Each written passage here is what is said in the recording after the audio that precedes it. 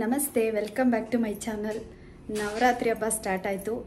ನಾನು ಕೂಡ ಇವತ್ತು ಅಖಂಡ ದೀಪನ ಹಚ್ಚೋಣ ಅಂಥೇಳಿ ಪೂಜೆಗೆಲ್ಲ ರೆಡಿ ಮಾಡ್ಕೊತಿದ್ದೀನಿ.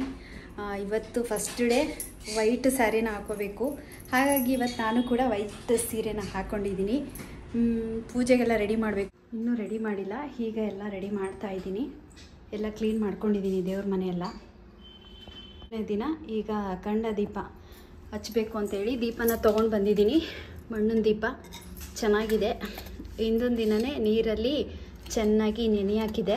ಯಾಕೆಂದರೆ ಡೈರೆಕ್ಟ್ ನಾವು ಹಾಗೆ ತಂದು ದೀಪನ ಹಚ್ಚಿದರೆ ಎಣ್ಣೆ ತುಂಬ ಕುಡಿಯುತ್ತೆ.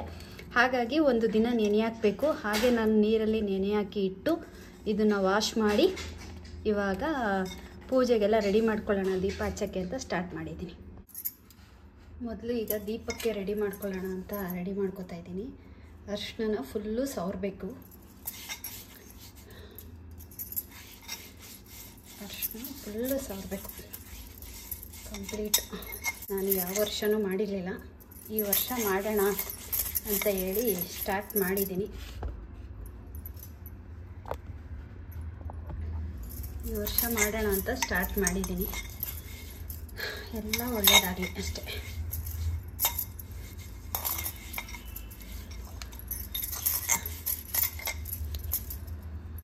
ಮಣ್ಣಿನ ದೀಪಕ್ಕೆ ನೀಟಾಗಿ ಅರಿಶಿನ ಎಲ್ಲ ಸವರ್ಕೊಂಡೆ. ಅರಿಶಿನ ಎಲ್ಲ ಸವರ್ಕೊಂಡು ನೀಟಾಗಿ ಕುಂಕುಮನ ಇಡೋಕ್ಕೆ ಇವಾಗ ಸ್ಟಾರ್ಟ್ ಮಾಡಿದೆ.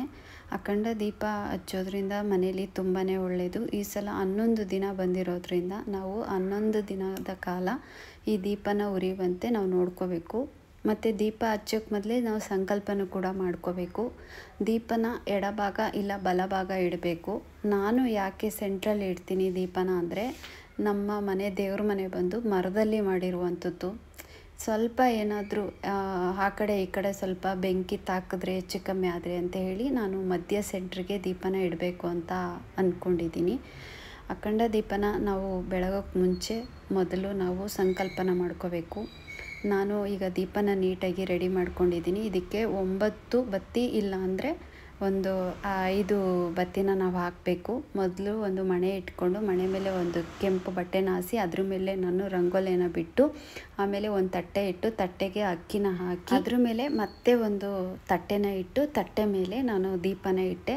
ದೀಪನ ನಾವು ಹಚ್ಚುವಾಗ ಮನಸ್ಸಲ್ಲಿ ನಮ್ಮ ಕೋರಿಕೆ ಏನಿದೆ ಅದನ್ನು ನಾವು ಬೇಡ್ಕೋಬೇಕು. ನಾನು ಹೂವು ಎಲ್ಲ ಮುಡಿಸಿ ನೀಟಾಗಿ ಎಲ್ಲ ರೆಡಿ ಮಾಡಿಕೊಂಡೆ. ಪೂಜೆಗೆಲ್ಲ ನೀಟಾಗಿ ರೆಡಿ ಆಯಿತು.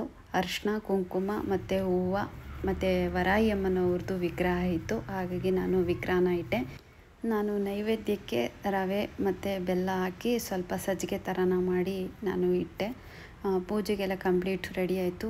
ಎಲ್ಲ ಕಂಪ್ಲೀಟು ಇಡುವಂಥದ್ದೆಲ್ಲ ನಾನು ವೀಡಿಯೋನ ಮಾಡೋಕ್ಕಾಗಿಲ್ಲ ಸ್ವಲ್ಪ. ಹಾಗಾಗಿ ಎಷ್ಟಾಗುತ್ತೆ ಅಷ್ಟು ನಾನು ವೀಡಿಯೋನ ಮಾಡಿದೆ. ದೀಪಕ್ಕೆ ನಾನು ಎಳ್ಳೆಣ್ಣೆ ಹಾಕಿದ್ದೀನಿ. ಕೆಲವರು ತುಪ್ಪನ ಹಾಕಿ ಹಚ್ತಾರೆ, ಇನ್ನು ಕೆಲವರು ಸಾಸಿವೆ ಎಣ್ಣೆನ ಹಾಕಿ ಹಚ್ತಾರೆ. ನಾನು ಎಳ್ಳೆಣ್ಣೆನ ಹಾಕಿ ಹಚ್ಚಿದ್ದೀನಿ. ಬತ್ತಿ ಒಂದು 5 ಬತ್ತಿನ ನಾನು ಹೊಸ್ತು ನೀಟಾಗಿ ಹಾಕಿದ್ದೀನಿ. ಯಾಕೆಂದರೆ 11 ದಿನ ದೀಪ ಉರಿಯಬೇಕಲ್ಲ, ಹಾಗಾಗಿ ಸ್ವಲ್ಪ ಬತ್ತಿನ ಜಾಸ್ತಿನೇ ಹಾಕಿದ್ದೀನಿ. 11 ದಿನ ದೀಪ ಉರಿಯಬೇಕು. ಹಾಗಾಗಿ ನಾವು ಮನೆ ದೇವ್ರ ಹತ್ರ ಮತ್ತು ನಾವು ಪೂಜೆ ಮಾಡ್ತಿರೋಂಥ ದೇವಿಗೆ ನಾವು ಪ್ರಾರ್ಥನೆ ಮಾಡ್ಕೋಬೇಕು. 11 ದಿನ ಈ ದೀಪ ಸತತವಾಗಿ ಉರಿಲಿ, ಯಾವುದೇ ರೀತಿ ತೊಂದರೆ ಆಗಬಾರ್ದು, ಗೊಂದಲ ಆಗಬಾರ್ದು, ನಮ್ಮ ಮನೇಲಿ ಜಗಳ ಕದನ ಏನೂ ಬರಬಾರ್ದು, ಎಲ್ಲ ಒಳ್ಳೆಯದಾಗಲಿ ತಾಯಿ ಅಂತೇಳಿ ದೀಪದ ಮುಂದೆ ನಿಂತ್ಕೊಂಡು ಪ್ರಾರ್ಥನೆ ಮಾಡ್ಕೋಬೇಕು. ನಮಗೇನಾದರೂ ಮಂತ್ಲಿ ಸಮಸ್ಯೆಗಳಿತ್ತು, ಹಾಗೇನಾದ್ರು ಪ್ರಾಬ್ಲಮ್ ಇದೆ ಅನ್ನೋದಾದರೆ ಅವಾಗೇನಾದರೂ ಆ ದಿನ ಬಿಟ್ಟು ಬೇರೆ ದಿನದಲ್ಲಿ ಏನಾದರೂ ಮಂತ್ಲಿ ಪ್ರಾಬ್ಲಮ್ ಆಯಿತು ಅನ್ನೋದಾದರೆ ದೇವ್ರ ಮನೆಗೆ ಹೋಗಿ ಯಾವುದೇ ಕಾರಣಕ್ಕೂ ದೀಪಗಳನ್ನ ಹಚ್ಚೋದು ಮಾಡೋದು ಮಾಡಬಾರ್ದು. ನಿಮ್ಮ ಮನೇಲಿ ಯಾರಾದ್ರು ಬೇರೆಯವರಿದ್ದರೆ ದೀಪನ ಹಚ್ಚಿರ್ತೀವಲ್ಲ ಅದಕ್ಕೆ ಕಂಟಿನ್ಯೂ ಆಗಿ ಅವರು ಪೂಜೆನ ಮಾಡ್ಕೋಬೋದು. ಪ್ರತಿದಿನ ಬೆಳಗ್ಗೆ ಬೇಗ ಎದ್ದು ಪೂಜೆನ ಮಾಡಬೇಕು. ನಾನು ಕೂಡ ಫಸ್ಟ್ ಟೈಮು ಮಾಡ್ತಾಯಿದ್ದೀನಿ. ಅಮ್ಮನ ಹತ್ರ ನಾನು ಸಂಕಲ್ಪನ ಮಾಡಿಕೊಂಡೆ ಇವಾಗ ದೀಪನ ಹಚ್ತಾಯಿದ್ದೀನಿ. ಪೂಜೆಗೆಲ್ಲ ಕಂಪ್ಲೀಟು ರೆಡಿ ಆಯಿತು. ತುಂಬ ಚೆನ್ನಾಗಿ ಅಲಂಕಾರ ಆಗಿದೆ. ತುಂಬ ಚೆನ್ನಾಗೂ ಕೂಡ ಅಮ್ಮನವರು ಕಾಣ್ತಿದ್ದಾರೆ. ಮೊದಲನೇ ಬಾರಿ ನಾನು ಮನೆಯಲ್ಲಿ ಅಖಂಡ ದೀಪನ ಹಚ್ತಾ ಇರೋದು. ಎಡಭಾಗ ಇಲ್ಲ ಬಲಭಾಗನ ಹಚ್ಚಬೇಕು. ಆದರೆ ನಾನು ಮಧ್ಯ ಸೆಂಟ್ರಿಗೆ ಇಟ್ಟಿದ್ದೀನಿ. ಇಷ್ಟೇ ಕಾರಣ, ಅದು ಆ ಕಡೆ ಈ ಕಡೆ ಬಂದು ಮರದಲ್ಲಿ ಮಾಡಿರುವಂಥ ದೇವ್ರ ಮನೆ. ಸ್ವಲ್ಪ ಏನಾದರೂ ಮಿಸ್ ಆಯಿತು ಅಂದರೆ ತುಂಬ ಕಷ್ಟ ಆಗಿಬಿಡುತ್ತೆ. ಹಾಗಾಗಿ ನಾನು ಸೆಂಟ್ರಲ್ಲೇ ಇಟ್ಕೊಂಡು ನಾನು ಪೂಜೆನ ಮಾಡ್ತಿದ್ದೀನಿ. ನಾನು ಅಮ್ಮನ ಹತ್ರನೂ ಕೂಡ ಬೇಡ್ಕೊಂಡೆ, ನಾನು ಆ ಕಡೆ ಈ ಕಡೆ ಇಡೋಕ್ಕಾಗಲ್ಲಮ್ಮ, ಮಧ್ಯೆ ಸೆಂಟ್ರಲ್ಲೇ ಇಟ್ಟು ನಾನು ಪೂಜೆನ ಸಲ್ಲಿಸ್ತೀನಿ ಅಂತೇಳಿ ಅಮ್ಮನ ಹತ್ರ ಪ್ರಾರ್ಥನೆ ಮಾಡಿಕೊಂಡು ಈಗ ದೀಪಕ್ಕೆಲ್ಲ ರೆಡಿ ಮಾಡಿಕೊಂಡು ಹೂವು ಎಲ್ಲ ಮುಡಿಸ್ಕೊಂಡು ಮತ್ತು ನೈವೇದ್ಯಕ್ಕೆಲ್ಲ ತಂದು ಎಲ್ಲ ಇಟ್ಟಾಯಿತು. ಇವಾಗ ನಾನು ಪೂಜೆನ ಸ್ಟಾರ್ಟ್ ಮಾಡಬೇಕು. ದೀಪಕ್ಕೆ ಈಗ ತುಪ್ಪನ ಹಾಕಿದ್ದೀನಿ. ತುಪ್ಪನ ಹಾಕಿ ಈಗ ಮೊದಲು ನಾನು ದೇವ್ರ ಮನೇಲಿ ಹಚ್ಚುವಂಥ ದೀಪಗಳನ್ನ ಫಸ್ಟು ಹಚ್ಕೊಂಡು ನಾನು ಈಗ ಮನೆ ದೇವರಿಗೆ ಎಲ್ಲ ಬೇಡಿಕೊಂಡು ಇವಾಗ ಪೂಜೆನ ಸ್ಟಾರ್ಟ್ ಮಾಡ್ತಾಯಿದ್ದೀನಿ. ಅಖಂಡ ದೀಪ ಹಚ್ಚೋಕ್ಕೆ ಮುಂಚೆ ನೀವು ಮನಸ್ಸಲ್ಲಿ ಏನಿದೆ ನಿಮ್ಮ ಪ್ರಾರ್ಥನೆ ಅದನ್ನು ಬೇಡಿಕೊಂಡು ನೀವು ಹಚ್ಚಬೇಕು. ಹಾಗೆ ನನ್ನ ಮನಸ್ಸಲ್ಲೂ ಕೂಡ ಒಂದು ಪ್ರಾರ್ಥನೆ ಇದೆ, ಆ ಪ್ರಾರ್ಥನೆನ ಮಾಡಿಕೊಂಡು ನಾನು ದೀಪನ ಹಚ್ತೀನಿ.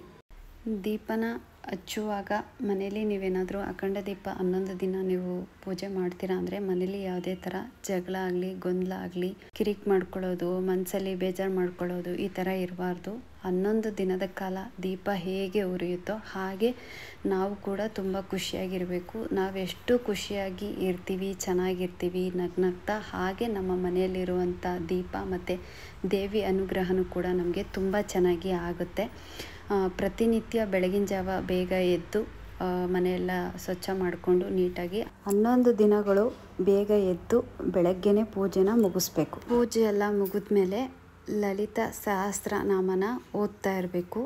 ಪ್ರತಿನಿತ್ಯನೂ ಕೂಡ ನಾವು ಓದ್ತಾ ಇರಬೇಕು. ಓದ್ತಾ ಇದ್ದರೆ ನಮಗೆ ಒಂದು ಪಾಸಿಟಿವ್ ಅನ್ನೋದು ಕನೆಕ್ಟ್ ಆಗುತ್ತೆ ಮತ್ತು ದೇವಿಯ ಅನುಗ್ರಹನೂ ಕೂಡ ನಮಗೆ ಅನುಗ್ರಹ ಆಗುತ್ತೆ. ಹಾಗಾಗಿ ಲಲಿತಾ ಸಹಸ್ರನಾಮನ ನಾವು ಪ್ರತಿನಿತ್ಯ ಹೇಳಬೇಕು.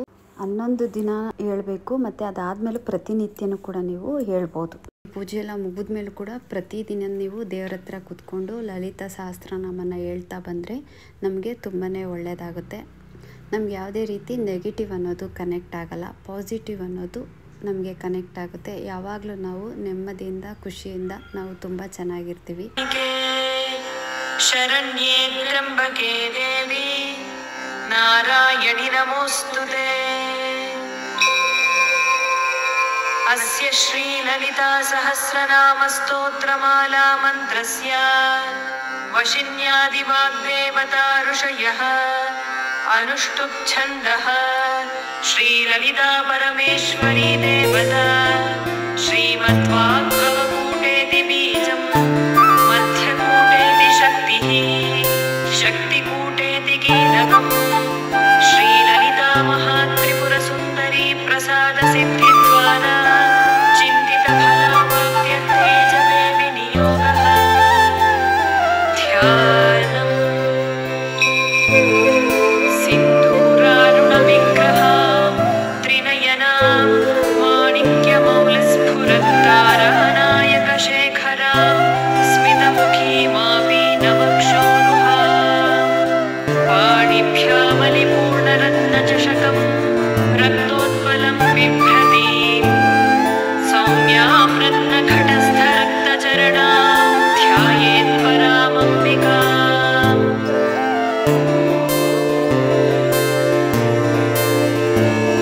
ಶ್ರೀಮಾತಾ ಶ್ರೀ ಮಹಾರಾಜ್ಞಿ ಶ್ರೀವತ್ಸಿಂಹಾಸನೇಶ್ವರಿ ಚಿದಗ್ನಿಕುಂಡ ಸಂಭೂತ ದೇವಕಾರ್ಯ ಸಮುದ್ಯತ ಉದ್ಯದ್ಭಾನು ಸಹಸ್ರಾಭಾ ಚತುರ್ಬಾಹು ಸಮನ್ವಿತ ರಾಗಸ್ವರೂಪ ಪಾಷಾಢ್ಯ ಕ್ರೋಧಾಕಾರಾಂಕುಶೋಜ್ವಲ ಮನೋರೂಪೇಕ್ಷುಕೋದಂಡ ಪಂಚತನ್ಮಾತ್ರ ಸಾಯಕ ನಿಜಾರುಣ ಪ್ರಭಾಪೂರ ಮಜ್ಜತ್ ಬ್ರಹ್ಮಾಂಡ ಮಂಡಲ ಚಂಪಕಾಶೋಕ ಪುನ್ನಾಗ ಸೌಗಂಧಿಕಲ ಸತ್ಕಚ ಗುರುವಿಂದ ಮಣಿಶ್ರೇಣಿ ಕನತ್ಕೋಟೀರ ಮಂಡಿತ ಅಷ್ಟಮೀ ಚಂದ್ರ ವಿಭ್ರಾಜ ದಲಿಕ ಸ್ಥಲ ಶೋಭಿತ ಮುಖಚಂದ್ರ ಕಲಂಕಾಭ ಮೃಗನಾಭಿ ವಿಶೇಷಕ ವರನಸ್ವರ ಮಾಂಗಲ್ಯ ಗೃಹ ತೋರಣ ಚಿಲ್ಲಿಕ ವಕ್ತ್ರಲಕ್ಷ್ಮೀ ಪರಿವಾಹ ಚಲನ್ಮೀನಾಭಲೋಚನ ನವಚಂಪಕ ಪುಷ್ಪಾಭನಾಸಾ